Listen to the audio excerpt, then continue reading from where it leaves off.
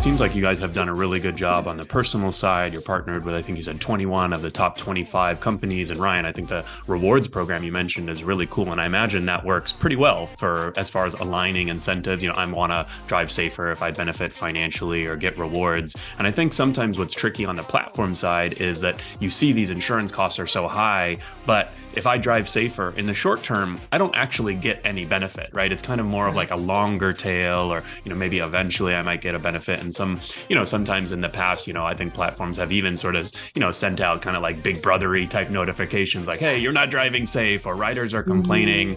So it's sort of like, I'm wondering like, what is the best way to connect and sort of align the incentives on the platform side? Dash cams, I think, is a really good example where, as a driver, I recommend, Ryan, I think you've read my book. I think dash cam is one of my top 2 or 3 recommendations for drivers. For one, really more for safety, right? For like passenger and driver safety, right? If there's a dash cam in the car, passengers see a little blinking light, they're like probably going to behave better, right? If something does happen, you have video evidence. And then the secondary benefit, I think, for an Uber or Lyft driver is sort of more on the insurance side. But I imagine, the platforms might care more about the insurance, right? For example, and getting that claim resolved a little bit quicker. So I think that's kind of a cool example of something where everyone benefits from if, every driver had a dash cam.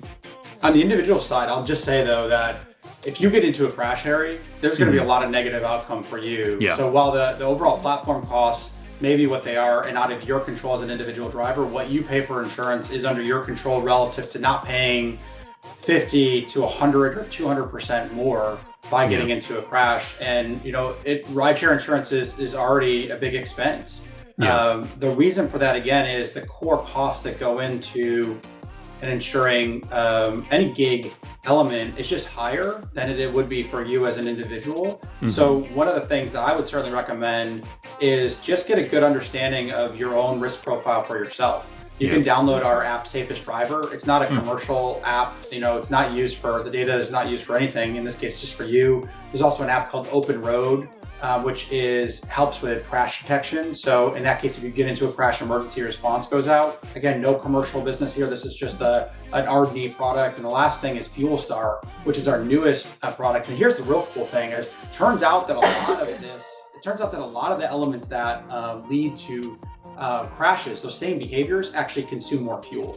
So that is something that is early research that we've done, but the connection between driver behavior, safety, and dollars is huge. So while, again, over time, these things will certainly reduce overall platform costs, and there's a lot of really interesting things relative to that perspective from a fleet perspective. But if you as an individual, I think getting a good handle on how your driving style is contributing to your risk, as well as what you're paying for fuel, both of those things eventually will help you at least keep costs as controlled as possible.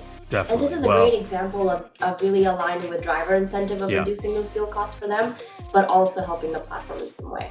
Yeah, no, I think when you said fuel, sort of alarm bells went off in my head, right? Because gas has been quite expensive and, kind of going up and down, but more up than down, I guess you would say, over the past couple of years. And so I think that, to me, especially for rideshare drivers, right, that are doing 1,000 or more miles a week, gas is so tough because it's an immediate expense. You might fill up 1, 2, 3, 4 times a week. And so when you see, when prices fluctuate by 10 or 20%, you see it right there at the pump and it's coming out of your pay. You have to work more or you're making less, right? So it's kind of pretty painful when gas prices go up for drivers. And I think that actually, to me, would be really motivating, right? Hey, if I actually accelerate a little bit smoother, brake a little bit smoother, and that has an impact on my miles per gallon, and I can get better gas mileage, that to me is really motivating.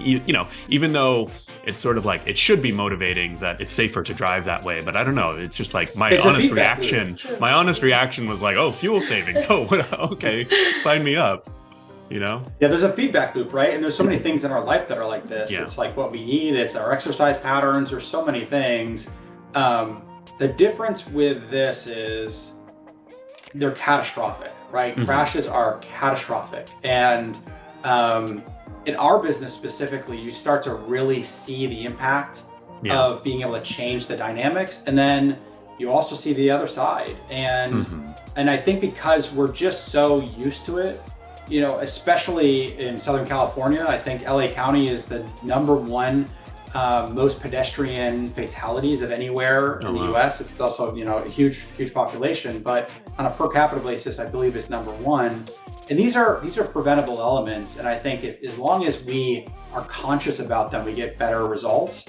And our technology is really designed to bring people conscious. The fuel element is a great way because it's for you as a driver. Obviously, the feedback loop is much quicker on fuel. By the way, that app is only on iOS right now. It's cool. An early R&D, but we're pretty excited about the findings, which are the safety elements and the fuel consumption are very, very, very tightly connected.